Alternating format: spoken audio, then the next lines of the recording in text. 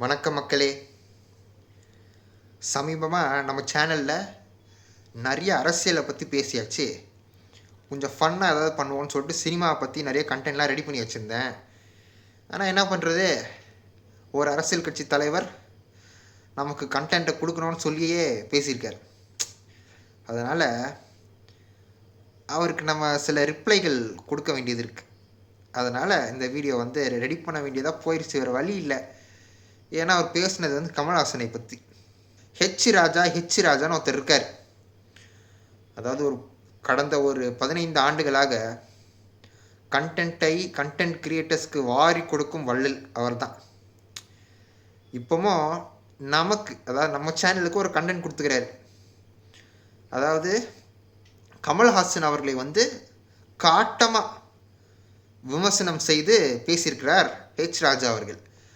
அதனால் நம்மளும் காட்டமாக அவரோட ஹிஸ்ட்ரியெல்லாம் நோண்ட போகிறோம். நீ எங்கள் தலைவரோட ஹிஸ்ட்ரியை பற்றி பேசுவ, நீ யாருன்னு நான் சொல்ல வேணா. அதான் இந்த வீடியோவில் போய் அந்த மனுஷனுக்கு நம்ம பதிலடி கொடுக்கறதுக்கு முன்னாடி அவர் என்ன பேசுனான்னு தெரியணும்ல. நான் சொல்கிறேனே, ப்ளே பண்ணுறேனே, அதை கேட்டு நீங்கள் கொஞ்சம் பம்பப் ஆயிக்கோங்க. என்னெல்லாம் பேசியிருக்கான்னு பாருங்கள். தூக்கி போட்டுட்டு கேவலம் ஒரு ராஜ்யசபா சீட்டுக்காக விலை போயிட்ட கமலஹாசன் பேசலாமா? வெட்கமே இருக்காதா இந்த அரசியல்வாதிகளுக்கு கேட்கிறேன் நான். நீங்க திமுகவுடைய திட்டங்களை எதிர்த்து கட்சி ஆரம்பிச்சு டிவியை உடைச்ச உத்தமம், அதை தேடிக்கிட்டு இருக்கோம். அந்த மாநாட்டை எங்க இப்ப இருக்கிற ஒரு டாக்டையும் ஸ்டாலின் காலடியில அடமான வச்சுக்கிட்டு ராஜ்யசபா சீட்டு வாங்கின ஒரு சுயமரியாதை இல்லாத ஒரு நபர் பேசலாமா? இன்னைக்கு மாநிலத்தில் இருக்கிற எல்லாத்தையும் சொன்னார். டிவியை உடைச்சாரு, டார்ச் லைட்டை தூக்கிட்டு போய் ஸ்டாலின் காலடியில் வச்சார், ஒரே ஒரு ராஜ்யசபா சீட்டுக்காக கட்சியை விற்றுட்டாரு, எல்லாத்தையும் சொல்லிட்டு கடைசியில் ஒன்று சொன்னான் பாருங்க. அந்த ஆள் சுயமரியாதை இல்லாத கமல்ஹாசனா. இங்கே தான் நமக்கு ட்ரிகரிங் பாயிண்ட். இவ்வளவும் பேசிட்டு சும்மா விட்டுடலாமா? வந்தால திருப்பி கொடுக்கணும்ல. வந்தால் யாருன்னு நான் சொல்கிறேன். அதாவது மக்களே, இவருடைய முழு பெயர் தெரியுமா? ஹரிஹரன் ராஜா சர்மா. சரிங்களா? ஹரிஹரன் ராஜா சர்மா. அவங்க அப்பாவும் கிட்டத்தட்ட ஏதோ ஹரிஹரன் சர்மாவா ஏதோ ஷர்மானா நீங்கள் தமிழ்நாட்டில் இந்த ஷர்மான்ற சர்நேம் கிடையாது. மோஸ்ட்டாக நீங்கள் நார்த் சைட் போனீங்கன்னா டெல்லி, ராஜஸ்தான், ஹரியானா, பீகார், இங்கெல்லாம் ஷர்மா அப்படின்ற பேர் இந்த பண்டிட்ஸ், பிராமின்ஸ் வச்சுருப்பாங்க பின்னாடி. அதான் சர்நேம். இதுலேருந்து நமக்கு என்ன தெரியுது? தலைவர் தமிழனே கிடையாது. அவரோட அப்பா தீவிர ஆர்எஸ்எஸ் பக்தர். அவங்க அப்பா ஜெயிலுக்கெல்லாம் போயிருக்கார் ஆர்எஸ்எஸ்க்காக. அதை அவர் நல்ல மகனாக அதே மாதிரி ஃபாலோ பண்ணுறார். கரெக்டாக ஆர்எஸ்எஸ் வழிகளை, இந்துத்துவாவை ஆதரித்து ஃபாலோ பண்ணுற ஒரு பிஜேபி கேண்டிடேட் அப்படின்னா ஹெச் ராஜா அவர்கள். இப்போது வருவோமே, என்ன சொல்லியிருக்காரு? கமல்ஹாசன் ஒரு ராஜ்யசபா சீட்டுக்காக டார்ச் லைட்டை தூக்கிட்டு போய் ஸ்டாலின் காலடியில் வச்சிட்டார். கரெக்டா? உங்களுக்கு ஏதோ இந்த கட்சி ஞாபகம் இருக்கா? இந்த கட்சி என்ன தெரியுமா? டிஎம்கே. நீங்கள் எப்படி ராஜா மறந்துருப்பீங்க? 2001 ஞாபகம் இருக்கா? 2001 நீங்கள் கண்டிப்பாக மறந்துருக்க மாட்டீங்க.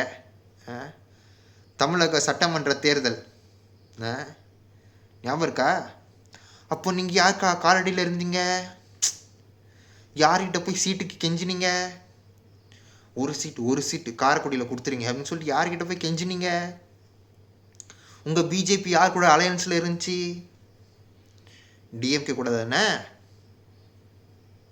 அப்போ நீங்கள் காலடியில் போய் கிடைக்கலையா ஹெச் ராஜா அவர்களே? நீங்கள் ஜெயிச்சிங்களே ஹெச் ராஜா அவர்களே 2001 காரைக்குடியில். அந்த ஒரே ஒரு வாட்டி ஜெயிச்சிங்க, அதுக்கப்புறம் லைனாக தோல்வி. அதுக்கப்புறம் மக்கள் நீங்கள் யாருன்னு புரிஞ்சுக்கிட்டாங்க. எங்கே போனாலும் தோற்றி அடித்தாங்க. அது வேறு விஷயம். அப்போலாம் வந்து உங்களுக்கு தெரியல, காலடியில் இருந்த போகலாம். இப்போ மட்டும் தெரியுது உங்களுக்கு. ஏன்னா டார்ச் லைட் மட்டும் கண்ணுக்கு தெரியுது, லோட்டஸ்லாம் கண்ணுக்கு தெரில இல்லை. அதாவது பாஜக திமுக வந்து 2001 கூட்டணியில் இருந்து காரைக்குடி தொகுதியில் 47% வாக்கெடுத்து வெற்றி பெற்றவர் எச் ராஜா அவர்கள். இப்போது அரசியல் காரணங்களுக்காக ஏடிஎம்கே கூட கூட்டணியை வச்சு திமுகவை எதிர்க்காரு. இதே கேள்வி நான் கேட்குறேன், உனக்கு வெக்கம் இல்லையாடா ராஜா, உனக்கு வெக்கம் இல்லையா அப்படின்னு நான் கேட்கட்டா? அது சரியாக இருக்குமா? எப்படி சரியாக இருக்கும்? அரசியலில் பொதுவாக ஒரு பழமொழி சொல்லுவாங்க, அரசியலில் நிரந்தர நண்பனும் கிடையாது, எதிரியும் கிடையாதுன்னு. அது எச் ராஜா அவர்களும் தெரியும். அவரும் அது அங்கே தான் மாறி மாறி தாவிட்டே இருப்பார். திமுகவா, அதுக்கப்புறம் ஏடிஎம்கேவா, அதுக்கப்புறம் இன்னொரு 10 வருஷம் கழித்து திமுக கூட கூட்டணி வைக்கலாம், வாய்ப்பு இருக்குது. கரெக்டாக வாய்ப்பு இருக்குது. அப்படி இருக்கிறப்போ எச் ராஜா அவர்களே, அறிவில்லை உங்களுக்கு? அறிவில்லையா? பொலிட்டிக்கல் அறிவு இல்லையா? நீங்களாம் அரசியலை பற்றி பேசலாமா அப்படின்னு நான் சொன்னால் நீங்கள் ஒத்துப்பீங்களா எச் ராஜா அவர்களே? அதுக்கப்புறம் இன்னொரு கேள்வி கேட்டிருக்காரு, இந்த மாதிரி அரசியல் கட்சிக்காரங்களுக்கு வெக்கமே இருக்காதா, கமலுக்கு வெக்கமே இல்லையா அப்படின்னு.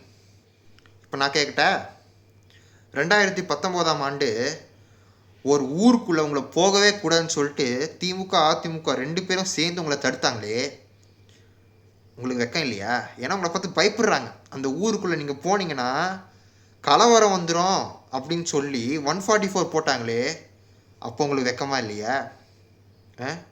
இஸ்லாமியர்கள் கிறிஸ்தவர்களை பற்றி அசிங்கமாக பேசுகிறப்போ வெக்கமா இல்லையா? சொல்லுங்கள். கேவலமாக அமைதியாக இருக்கிற தமிழ்நாட்டில் வந்து ஒரு கடவுளை எடுத்து அசிங்கமாக மக்கள்கிட்ட பிரிவினையை உண்டாக்கி 2 பேரும் அடித்து மோத வச்சு அரசியல் பண்ணுறது நீங்கள் வெக்கமா இல்லை? அறிவில்லை, வெக்கம் இல்லை, மானம் சூடு சொரணை ஏதாவது ஒன்றும் கிடையாது, உங்கள் கட்சிக்கே கிடையாது. அப்புறம் என்ன சொல்கிறாரு, கமல்ஹாசன் அவர்களுக்கு வந்து அரசியலை பற்றி பேச தகுதி இல்லையா? உங்களுக்கு என்ன தகுதி இருக்குது? ஒன்றும் இல்லை, உங்கள் அப்பா ஆர்எஸ்எஸ்காரரு, நீங்கள் அப்படியே ஆர்எஸ்எஸை பின்படுத்தி பிஜேபியில் சேர்ந்து ஏதோ யார் கை காலையோ பிடிச்சி சீட்டு வாங்கி எம்எல்ஏ ஆகிட்டீங்க. அதுக்கப்புறம் ஒரு எலெக்ஷனும் ஜெயிக்கலை. உங்களுக்கு என்ன தகுதி இருக்குது? ஏதோ அறிவாக பேசியிருக்கீங்களா? ஒன்றும் கிடையாது. சும்மா இஸ்லாம் பற்றி தப்பாக பேசணும், கிறிஸ்டியானிட்டியை பற்றி தப்பாக பேசணும், எல்லாரும் மாற்றி அடிச்சுக்கணும், அதான் உங்களோட எண்ணம். கரெக்டாக? நீங்களாம் வந்து கமல்ஹாசனை பற்றி பேச உங்களுக்கு எப்படி தகுதி வந்துச்சு? இது மட்டும் இல்லை மக்களே, நம்மளுக்கு கமல் மேலே ஏதோ ஒரு காண்டு நினைக்கிறேன். 10 வருஷமாக கமல்ஹாசனை வந்து அசிங்கமாக திட்டினே கிடையாது. இதில் இன்னொன்று இருக்குது பாருங்களேன், இதை பாருங்களேன். இது ரீசெண்டாக வந்தது கிடையாதுன்னு நினைக்கிறேன். அவர் படங்கள்ல எவ்வளவு தூரம் வக்கரங்களை பரப்பி கொண்டு இருக்கிறார், எவ்வளவு தூரம் ஆபாசங்கள், அரை நிர்வாண முக்கால் நிர்வாணங்கள், அப்படிப்பட்ட ஒருத்தர் பேசுனதெல்லாம் எங்களை கேட்காதீங்க. நான் என்ன சொல்றேன், கமலஹாசனால ஒண்ணுமே பண்ண முடியாது. ஒழுக்கத்தை பத்தி பேச கமலஹாசனால முடியுமா? என்ன கேவலமான படங்கள், என்ன முக்கால் நிர்வாண அரை நிர்வாணமா சமுதாயத்தை தலைமுறைகளை கெடுக்கின்ற பணியில இருப்பவர். அவர் வந்து எதை பத்தியுமே பேச அருகதை இல்லாதவர். அதனால அதுக்கு மேல எங்களை கேட்காதீங்க. அவர் அதாவது கமல்ஹாசன் எடுத்த படங்கள் முக்கால் நிர்வாணமா அரை நிர்வாணமா, அதெல்லாம் வந்து சமுதாயத்துக்கு வந்து சீர்கேடாக இருக்கான். ஏன் சார் பிஜேபிக்காரங்க யூபிலையும் டெல்லிலையும் சின்ன பொண்ணுங்களை ரேப் பண்ணுறப்போ உங்கள் சமுதாயம் எங்கே போச்சு? எங்கே போச்சு? அப்போ என்ன பிடிக்கிட்டு இருந்த? என்ன பண்ணிகிட்டு இருந்த? கேள்வி கேட்க வேண்டியதானே? உங்கள் பிஜேபியில் ஒருத்தர் இருந்தானே, தமிழ்நாட்டு பிஜேபிக்காரன் ஒருத்தன், ஆபாசமாக ஒரு பொண்ணு கூட வந்து ஃபோனில் என்ன பண்ணிகிட்டு இருந்தான், அது ஊரே பார்த்துச்சு. அப்போ என்ன பண்ணிகிட்டு இருந்த சொல்லு? அப்போ என்ன பண்ணிகிட்டு இருந்த? பார்லிமெண்ட்டில் பிட்டு படம் பார்க்குறப்போ யார்? உங்கள் பிஜேபிக்காரன் தான். அப்போ என்ன பண்ணிகிட்டு இருந்த? இதெல்லாம் சமுதாயத்துக்கு சீர்கேடு கிடையாது. ஒரு படம் அதை பற்றி நான் ஆல்ரெடி போட்டிருந்தேன், பேசியாச்சு அதை பற்றி. நம்ம ஒரு படம் அது வந்து சென்சார் பண்ணி யார் யார் எப்போ பார்க்கணும் எப்படி பார்க்கணும் அப்படின்றது சென்சாரில் வருது. அதை பார்க்குறதுனால சமுதாயத்துக்கு வந்து சீர்கேடாயிருது. கரெக்டாக? உண்மைதான். பிஜேபிக்காரங்களுக்கு அறிவு இல்லைன்னு சொல்லுவாங்க. ஹெச் ராஜா தான் பர்ஃபெக்ட் எக்ஸாம்பிள். அதுக்கப்புறம் ஒழுக்கத்தை பற்றி பேச கமல்ஹாசனுக்கு என்ன அருகதை இருக்குது, ஹெச் ராஜாக்கு என்ன அருகதை இருக்குது? சொல்லும் ஹெச் ராஜா அவர்களே, சொல்லும். உங்களுக்கு என்ன அருகதை இருக்குது? அப்படி நீங்கள் இப்படி ஒழுக்கமான ஆளா? பயங்கர ஒழுக்கமாக உங்கள் வாயிலேருந்து வர வார்த்தையை பார்த்தாலே தெரியுது. Your anti Indian, this is what this is anti Indian. ஏன் ஜட்ஜை பற்றி கோர்ட்டை பற்றி அசிங்கமாக பேசி உங்களை ஓட விட்டாங்களே கோர்ட்டில் மன்னிப்பு கேட்க சொல்லி, போய் மன்னிப்பு கேட்டிங்களா? ஐயோ சாரி மன்னிச்சிடுங்க, நான் தெரியாமல் பேசிட்டேன்னு. நீ ஒழுக்கத்தை பற்றி பேசுகிற. ஜட்ஜுனா யார், கோர்ட்டில் எப்படி, கோர்ட்டுக்கிட்ட எப்படி பேசணும், போலீஸ்கிட்ட எப்படி பேசணும், ஒன்றும் தெரியாது உனக்கு. நீ எல்லாம் வந்து ஒழுக்கத்தை பற்றி பேசுகிற. இவன் ஒரு அரமெண்டலு இப்படி பேசிகிட்டு இருக்கான்னு சொல்லி விட்டா கமெண்ட்ஸில் கீழே வந்து சொல்கிறாங்க, எங்கே தேடலானோ கமல் கிடைக்க மாட்டார் அப்படின்னு ஒருத்தன் கமெண்ட் போட்டிருக்கான். இன்னொருத்தன், ரஜினியும் கமலும் அரசியல் பற்றி பேச தகுதியே கிடையாது. ரஜினி பேசுனதே கிடையாது. அவள் பேசி ரொம்ப நாள் ஆச்சு அரசியல் பற்றிலாம் பேசி. ஏதாவது அரசியலை பற்றி கேள்விக்கிட்டா நோ பாலிடிக்ஸ் வாழ்த்துக்கள் வாழ்த்துக்கள் அப்படின்னு சொல்லிட்டு போயிடுவார் அவர். கமலுக்கு அரசியலை பற்றி பேச தகுதி கிடையாது. எனக்கு தெரிஞ்சு தமிழ்நாட்டில் இருக்க எல்லாருக்குமே அரசியலை பற்றி பேச தகுதி இருக்குது. எனக்கு இருக்குது, உங்களுக்கு இருக்குது, ஓட்டு போடுற எல்லாருக்கும் இருக்குது. கரெக்டாக? அப்படி இருக்கிறப்போ ஹெச் ராஜா அவர்கள் கமலுக்கு வந்து அரசியலை பற்றி பேச தகுதி இல்லைன்னு சொல்கிறது வந்து தெரில. அவருக்கு வந்து மண்டையில் இருக்க அறிவெல்லாம் மாட்டின் சாணமாக மாறிவிட்டது என்று நினைக்கிறேன். அப்படி தான் நினைக்கிறேன். ஏன்னா அவர் தான் கோமாதான்னு சொல்லிட்டு இருக்காரு. மேபி இருக்கலாம், தெரில. அப்புறம் எல்லோரும் சொல்கிறாங்க டிவியை உடைச்சாரு. டிவியில் வந்து நீங்கள் அந்த ப்ரோமோ திருப்பி கேட்டு பாருங்களேன். அதில் வந்து டிஎம்கேவும் இருக்கும், ஏடிஎம்கே பற்றியும் இருக்கும், பிஜேபி பற்றியும் இருக்கும். ஸோ ஹெச் ராஜா அவர்களே அவர் டிஎம்கேக்காக மட்டும் அந்த டிவியை உடைக்கல, உங்களால் இந்தியில் பேசியிருப்பார் மோடி அவர்கள். கரெக்டாக? அதுக்கும் சேர்த்து தான் உடைச்சார்.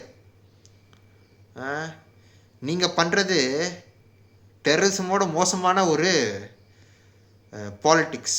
பிஜேபியோட ஐடியாலஜி அப்படி தான். அதனால் தமிழ்நாட்டை வந்து உங்களை மாதிரி பொறுக்கிக்கிட்டேருந்து காப்பாற்றுறதுக்கு ஒரு ஃபோர்ஸ் தேவை. அதுதான் டிஎம்கே. அதனால் கமல்ஹாசன் அவர்கள் டிஎம்கே கூட கூட்டணி வச்சதில் எனக்கு தெரிஞ்சு மோஸ்ட் ஆஃப் த கமல் ஃபேன்ஸ்க்கு வந்து சந்தோஷம்தான். நல்ல வேலை பிஜேபி கிட்ட போய் கூட்டணி வைக்கலன்னு. ஏன்னா அப்போ நாங்களும் பொறுக்கிங்களா மாறியிருப்போம்ல. நல்ல வேலை எங்கள் தலைவர் கரெக்டான முடிவு தான் எடுத்திருக்கார். கமல்ஹாசன் எடுத்த முடிவு கரெக்ட். ஆனால் கமல்ஹாசன் ஃபேன்ஸ் நிறைய பேருக்கு வந்து ஒரு சின்ன வருத்தம் இருக்குது.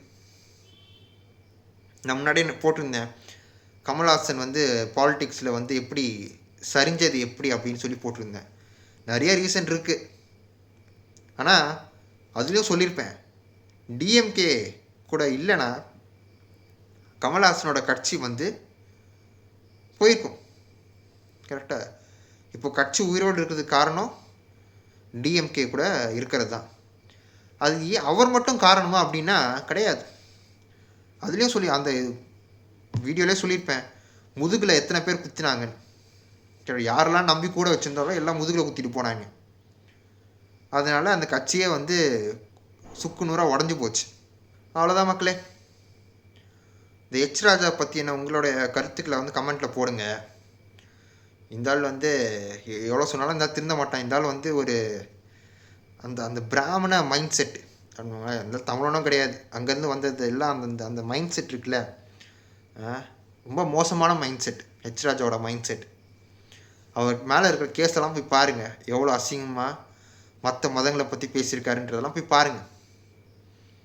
இந்த மாதிரி ஒரு ஆள், கேவலமான ஆள் கமல் அவர்களை பற்றி பேசுகிறப்போ கோவம் வரும்.